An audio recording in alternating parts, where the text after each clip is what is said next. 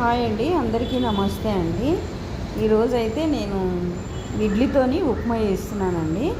ఇది ఇడ్లీ 4 ఇడ్లీలు ఉన్నాయి. ఇవి దీంతో ఉప్మా చేస్తున్నా. ఉప్మాకి తాలింపు పెట్టానండి. ఒక పావు నూనె వేసి తాలింపు గింజలు, జీలకర్ర, ఆవాలు, ఎండుమిరపకాయలు, 2 ఎండుమిరపకాయలు చిన్న చిన్నగా చింపుకొని 2 కరివేపాకు రెక్కలు వేసి తాలింపు పెట్టాను.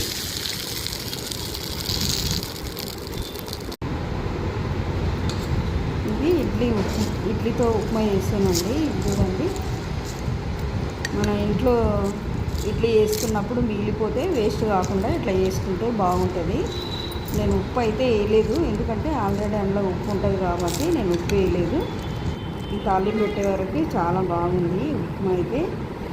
చూడండి, నచ్చితే మరి మీరు కూడా ట్రై చేయండి, లైక్ చేయండి, షేర్ చేయండి. Thank you.